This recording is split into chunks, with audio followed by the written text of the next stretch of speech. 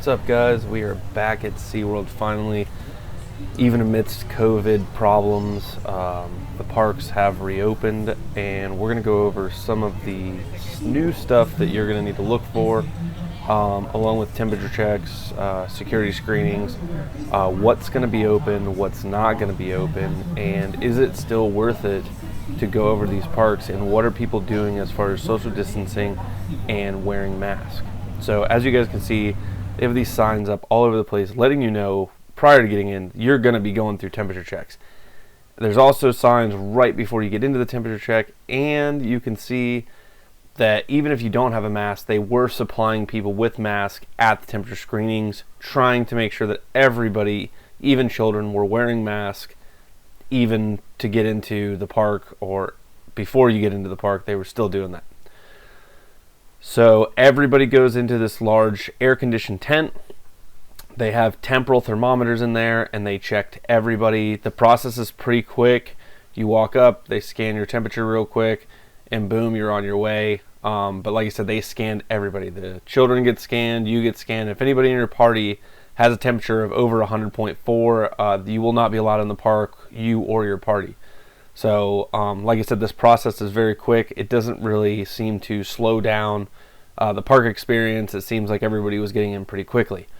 Now, once you get through this process, you're going to be given a number to go to a certain security gate, which I really like. So what they've done is they've taken all the security gates and they've numbered them, and that's how they're keeping people distance as they go through the security gate. So let's say security gate 1 is fairly busy. They will tell you to go to security gate 6. That way they're not stacking people on top of people, and thus keeping it pretty socially distanced. I like that they have staged security areas. And you guys can see on the ground, they've got the 6 feet markers all over the place. That way you kind of know how much distance. It's been like, I don't know, 4 or 5 years since we've been here, and one of the things that I'm slightly disappointed with when walking in is the security protocol here it's kind of a joke, honestly. I carry a backpack with me pretty much every time you guys see me on videos, and I have a lot of camera gear in here, and I always tell people that there is camera gear in there, that way they're very careful with it. But they like literally didn't even look at the bag. Like, it was like 2 or 3 compartments they didn't even open. So, you know, I think it should be checked if you're gonna do bag check. The other thing is, I walked through the metal detector. I carry a belt on me, and it's got metal inside of it, and the whole clip is metal, and walked right through, never got any further checks on that or anything. So security is kind of a joke as far as that goes, but the reservation process worked fine. Getting the tickets online worked fine. No issues with that.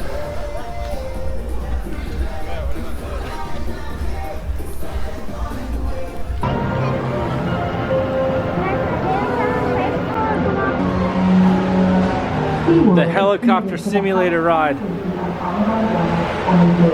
is closed. Not kidding. So the Wild Arctic ride, they are currently not allowing you to ride it. You have to actually walk through the exhibit, and you can't get on it. However, you can still see the animals, look at the exhibit, and all that stuff. But as far as getting on the ride, they don't have it going. Journey to Atlantis, along with many, many other attractions. Very, very, very closed.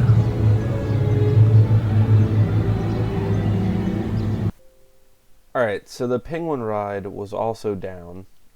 It's kind of to be expected. However, the main exhibit, where you get to check out the penguins and get out of the heat for a while, was completely open. So you could walk in there and do that.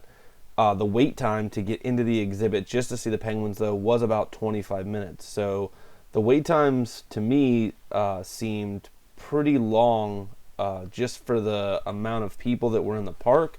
But it seemed like they were definitely running less ride attraction, like trains, trams, whatever you want to call them. They were definitely running less of those, and they seemed to be cleaning them in between riders. So that definitely takes some time. So that's going to slow the process down. So just to let you guys know that if you thought, hey, I'm going to go to SeaWorld, I'll be able to knock out a bunch of rides. First of all, there are some rides that are closed, which we're going to go over on the map here in just a minute. But the rides that are open, it seemed like the wait times were pretty long.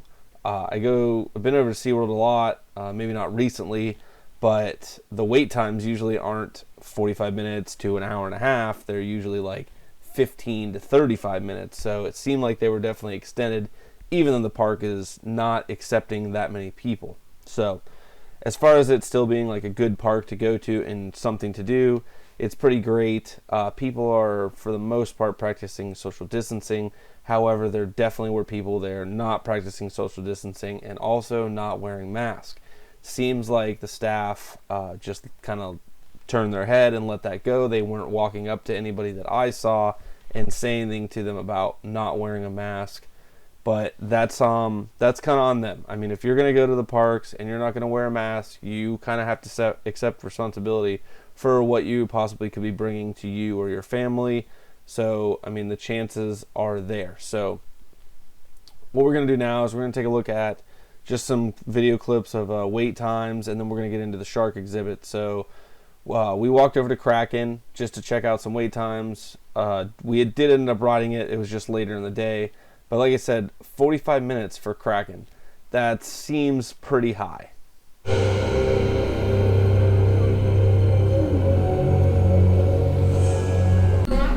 So a lot of the stuff was open in the shark area, but there was some stuff that you couldn't have access to. So it's to be expected. I didn't expect most stuff to be open, so the fact that the main attraction was open is kind of awesome. Like I said, some little things of the attraction weren't available to go into, so it is what it is. All right, so you guys have seen some of the stuff that's obviously open. Let's talk about some of the stuff that's not open. So a lot of picture opportunities, close quarter type stuff, things that they can't clean regularly. They've just went ahead and shut down. Obviously, that's for guest safety. A lot of rides are shut down. Journey to Atlantis was shut down. The Penguin Ride is shut down. Wild Arctic is shut down. The stingray feeding is shut down. The dolphin feeding was shut down. The ride for the turtle trek ride, like over where the manatees and stuff is, that was down. I don't know if some of this stuff's going to come back up as we get further and further, or if it's more of a safety precaution because of the close quarters that you have to have people in on those rides. Like I said, the roller coasters for the most part were open. Manta was open, Mako was open. Obviously, you guys seen Kraken was open. So the roller coasters are going. They were doing the shows. Sesame Street was pretty much for the most part open. Most of the kids' rides were open. The water splash area and the playground were not open. So we're going to take a look at the map. I'm going to circle the stuff that's closed, and then you can take that and decide if you would spend the money to go check out SeaWorld and spend that kind of time there knowing all the closures that you're going to be dealing with. So let's take a look at the map. Alright guys, so you can see on the map, you got red, yellow, and green, red being closed, yellow being kind of open, and green obviously being open. So, like I said, the dolphin encounter, the stingray encounter, turtle trek, all those were closed. Manta was open. Obviously, we talked about Journey to Atlantis, showed you guys that it was closed.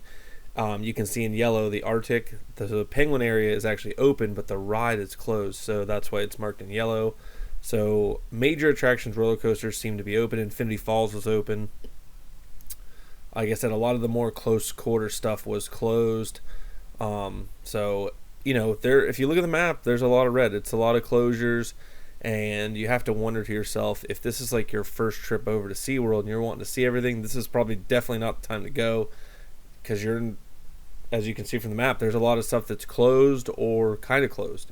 Most of the restaurants were open. They were serving alcohol, which is great because, as we all know, alcohol kills COVID, so get on. So We had a blast. I had a great time. The park wasn't too full, but like I did say, the wait times were still pretty long because of all the extra stuff going on. So, you know, if you guys are going to go out there, just be safe, wear your face mask, and, you know, just have a good time and try to stay COVID free. But the parks are open, and this is kind of the new normal for us for now. So let's take a look at the Infinity Falls. We went on it. It was a pretty awesome ride. Explorers and adventurers, welcome to Infinity Falls. We're so excited to have you join us as part of the SEA Club. You're about to embark on an amazing ride that will expose you to forces, spirits, and other Ooh, boy. Oh, man. Are we going to get soaked?